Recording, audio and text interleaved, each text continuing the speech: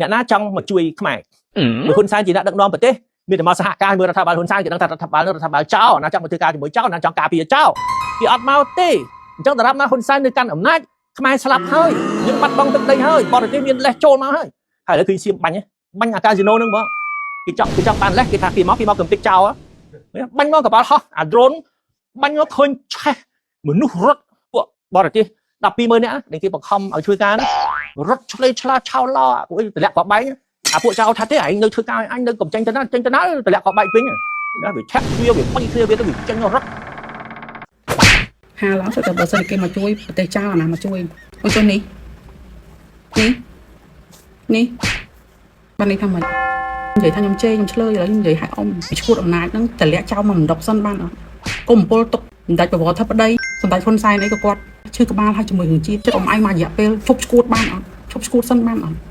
ចាំសុកទេស្ងាត់អ៊ំឯងខំកសាងខ្លួនសិនទៅមករយៈហ្នឹងដែលអ៊ំឯងប្រមូលសូមសម្បត្តិបានមកកណោដូចខាងលើដែលខ្ញុំដាក់ឲ្យមើលប្រមូលលុយក៏ប្រមូលលុយចាស់តែអ៊ំឯងប្រមូលលុយឲ្យដែលមាត់អ៊ំឯងនិយាយថាស្នេហាជាតិឥឡូវជាតិនៅការអ៊ំឯងហើយមើលអ៊ំឯងចូលរួមជួយកសាងជាតិតិចមើលកុំបំផ្លាញជាតិណាអ៊ំម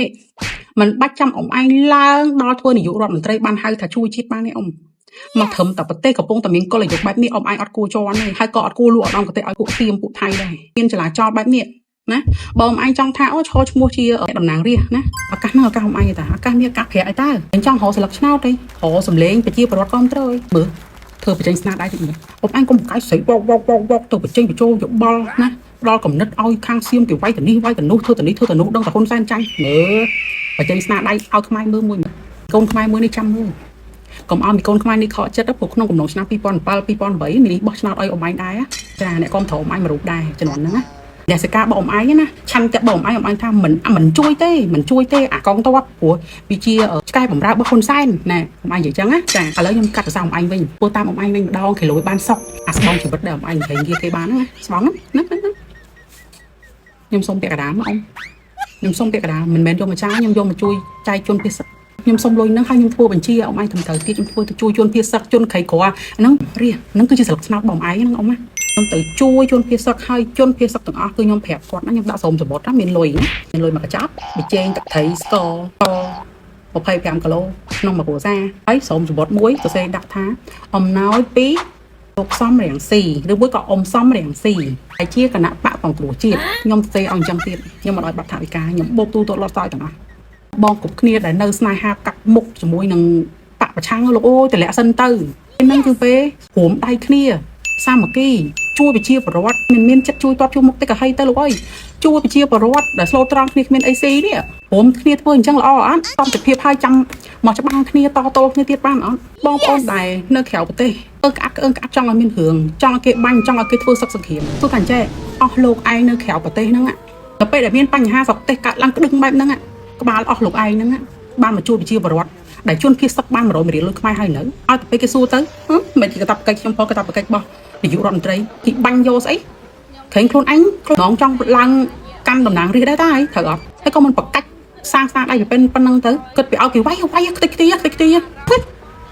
ចាស់ណាខ្ញុំគ្រប់ចាស់ណាភ្លើចាស់ណាឲ្យប្រទេសអាលីទេមិនមុខម៉ែខ្ញុំពីកំមុំពីកន្លោះខោឲ្យបាត់ភ្លើខ្លះខ្ញុំមិនបានរៀនជ្រៅជ្រះដូចអ៊ំទេបើថារៀនជ្រៅច្រើនទៅបែកសតិឡប់ដូចអ៊ំអញ្ចឹងខ្ញុំអត់ទេខ្ញុំបាច់ចេះក៏បានដែរប៉ុណ្្នឹងក៏បានដែររៀនសូត្រជ្រៅជ្រះយូរទៅគិតពីជាមួយឲ្យគេវាយបកហេតុបែបនេះបែបនោះអត់ទៅស្រុកទេសមានបញ្ហាដឹងឲ្យក្បាលចេញមកអញចង់យកឆ្នាំដាក់ក្បាលផងបាបទៅមុនបនទៅក្រោយអ្វីពោះហេតុពេញប៉ុណ្្នឹងញូឲ្យមានសង្គ្រាមប៉ុណ្្នឹងហើយនេះមិនដែរឥឡូវបើសិនតែឲ្យគេវាយបាញ់អេ16ធ្លាក់បាញ់ម៉ែហែងអីទៀតអញចង់សួរចែកបើសិនជាប្រទេសមានចលាចលទៅក្បាលពួកហែងនឹងយកមកពាំងគ្រាប់មែនពោះហេតុពេកនេះនិយាយមែនខ្ញុំមកចង់ប្រើពាក្យអសរុបប៉ុន្តែវាជ្រុលពេកចៅមួយណាក៏ដូចមួយណាទៅចេញមកผมបាញ់នៅស្ងៀមនៅធ្វើអីបើសិនតែពុកសម្ដេចពុកហើយសម្ដេចធិបតីតជាប្រវត្តិហ្នឹងហើយងាប់គៀលអីបើសិនតែតដៃវិញងាប់គៀលហ្មងមិនប៉ុណ្្នឹងទេ